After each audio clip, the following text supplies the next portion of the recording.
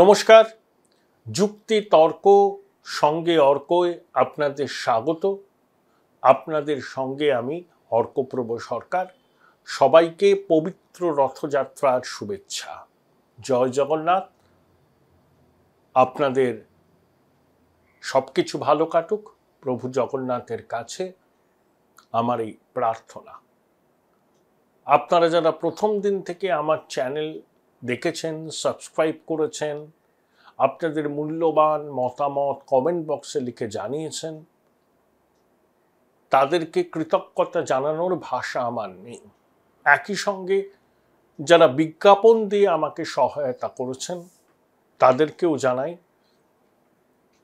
আমার অন্তরের অন্তরতম স্থল থেকে কৃতজ্ঞতা, ভালোবাসা এবং প্রভু জগন্নাথের কাছে আপনাদের সবার জীবনে সুখ, শান্তি, সমৃদ্ধিতে ভরে উঠুক সেই প্রার্থনা করি। আপনারা চ্যানেল সাবস্ক্রাইব করবেন এবং দেখবেন, আপনাদের গুরুত্বপূর্ণ মতামত কমেন্ট বক্সে লিখে জানাবেন। দেখুন, পশ্চিমবঙ্গের অলিক কুনাট্য চলছে। সেটা হচ্ছে রাজভবন আর নবান্নের সংঘাত। সেই সংঘাত কার্যত পয়েন্ট অফ নো রিটার্নে গেছে। আমার মনে পড়ে যায়, রাজ্যপাল যখন 2022-এর শেষের দিকে এসেছিলেন, তখন তার সঙ্গে পাওয়ার্স দ্যাট বি অ্যাট নবান্নর একটা মাখো সম্পর্ক ছিল। রাজ্যপাল বাংলা শিখলেন অ আ ক খ।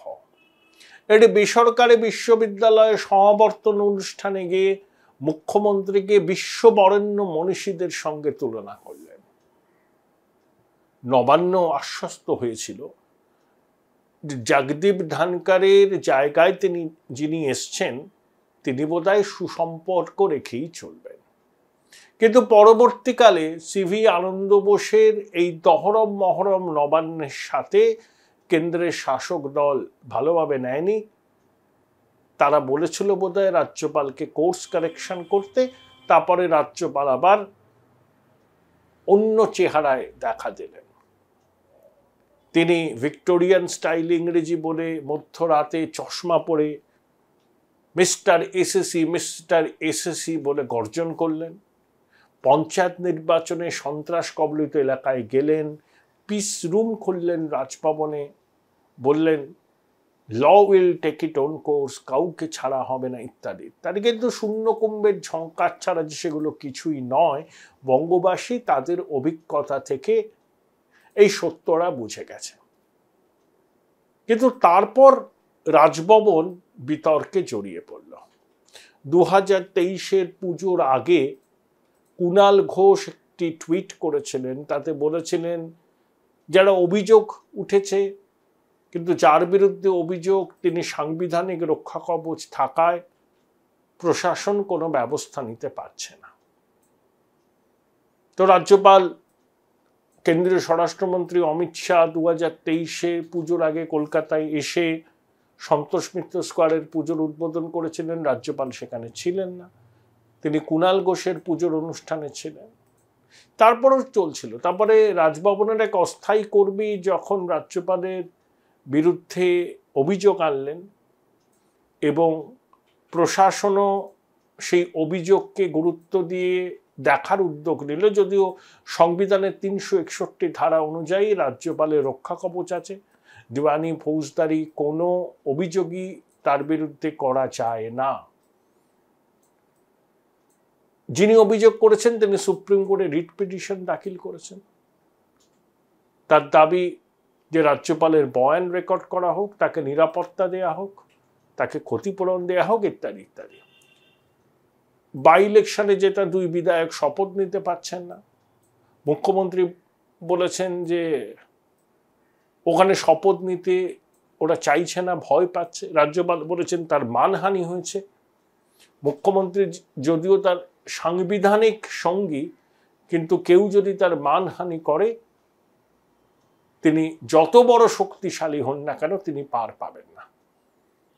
তো আদালতে মামলা হয়েছে, সেই মামলায় কিছু ত্রুটি থাকায় আবার নতুন করে দাখিল করা হয়েছে। আরো 2জন তৃণমূল নেতার নাম রাজ্যপালের পক্ষ থেকে ওই মামলায় যুক্ত করা হয়েছে। এই হচ্ছে ব্যাপার। মুখ্যমন্ত্রীর আইনজীবী সঞ্জয় বসু আছেন, প্রাক্তন অ্যাডভোকেট জেনারেল আছেন, ইত্যাদি ইত্যাদি। আমার প্রশ্ন হলো, এটা কুনাট্য ছাড়া কি? রাজভবন নবান্নের সংঘাত আদালতের চত্বরে, রাজ্যপাল মানহানির মামলা করেছেন।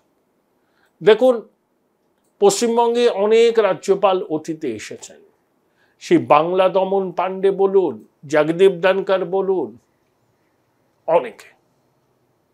সবার সঙ্গে রাজ্যের শাসক দলের সম্পর্ক তো ঠিক থাকেনি, কিন্তু একমাত্র বীরেন যে প্রয়াত হয়েছেন তাকে ঘিরে একটা ব্যক্তিগত অভিযোগ উঠেছিল, কিন্তু সেটাও এই আদালত পর্যন্ত যায়নি, আপোষে মীমাংসা হয়ে যায়। পশ্চিমবঙ্গের রাজ্যপাল যখন ইউপিএ 2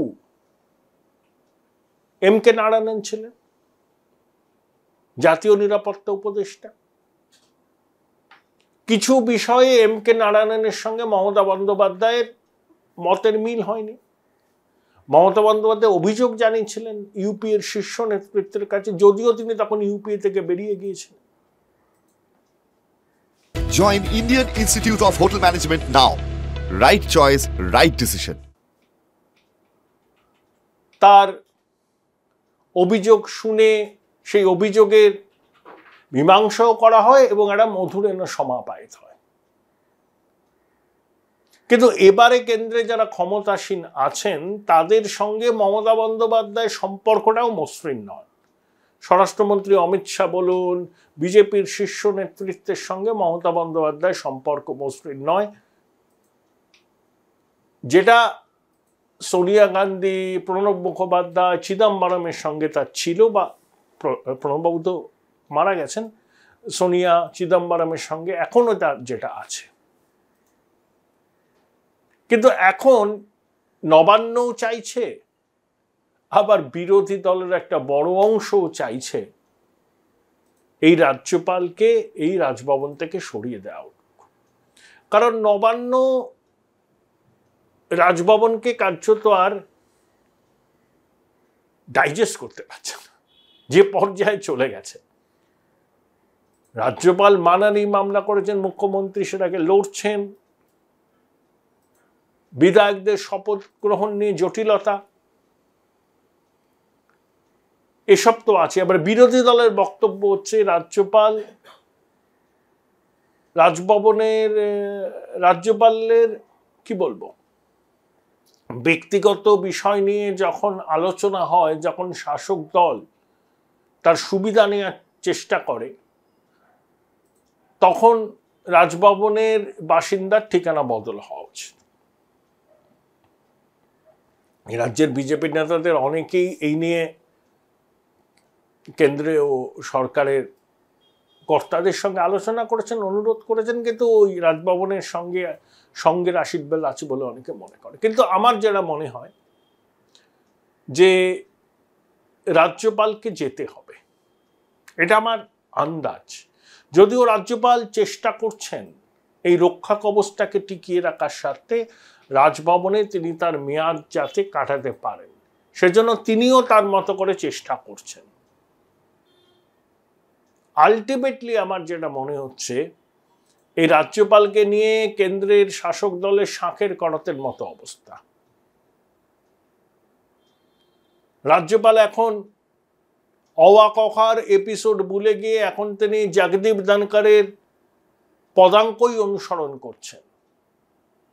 কিন্তু ধনকর একজন বিশিষ্ট আইনজ্ঞ ছিলেন এবং তাকে নিয়ে ব্যক্তিগতভাবে কোনো বিতর্ক দানা বাঁধেনি। তাকে রাজ্যপাল না বলে পদ্মপাল বলা হতো।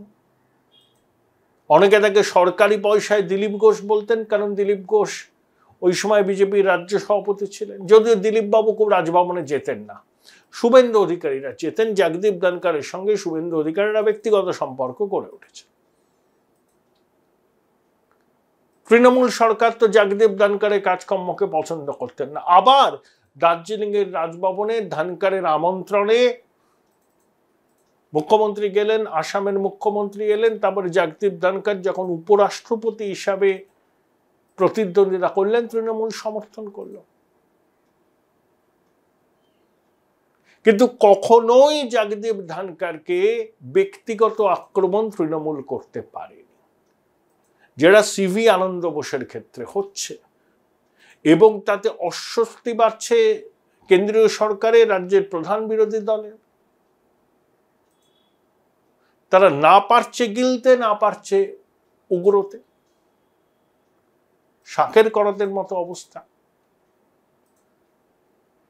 এই সিভি আনন্দ বোস হঠাৎ করে রাজ্যপাল হলেন বা কিভাবে?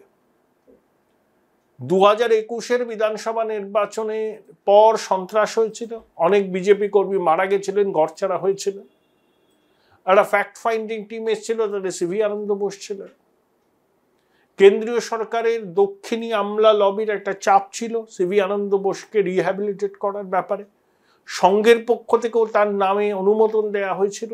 তাই সবকিছু মিলিয়ে সিভি আনন্দ বোসের এই রাজভবনে আসা, রাজ্যপাল পদ প্রাপ্তি।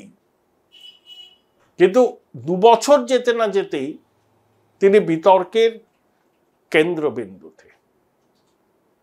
সরকারের মানে রাজ্য সরকারের সঙ্গে তার সংঘাত নজিরবিহীন, আদালতের চৌখাটে পর্যন্ত পৌঁছে গেছে সেই লড়াই।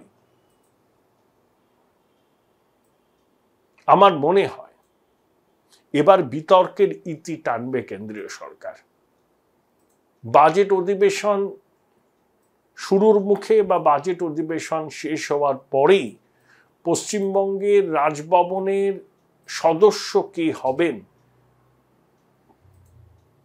তাই নিয়ে একটা চূড়ান্ত সিদ্ধান্ত নেবে কেন্দ্রীয় স্বরাষ্ট্র মন্ত্রক। নান্য পন্থা এছাড়া তাদের কাছে আর সত্যি কোনো বিকল্প রাস্তা খোলা নেই। হতে পারে তিনি কোনো প্রাক্তন পুলিশের বড় কর্তা হতে পারেন, হতে পারেন তিনি কোনো প্রাক্তন রাজনীতিক। এখনো সিদ্ধান্ত চূড়ান্ত হয়নি। বাজেট অধিবেশন শুরুর আগে বা বাজেট অধিবেশন শেষ হয়ে গেলে লোকসভায়, তারপরেই এই বিষয়ে চূড়ান্ত সিদ্ধান্ত নেবে কেন্দ্রীয় স্বরাষ্ট্র মন্ত্রক, এমনই শোনা যাচ্ছে রাজনৈতিক মহলে কান পাতলে।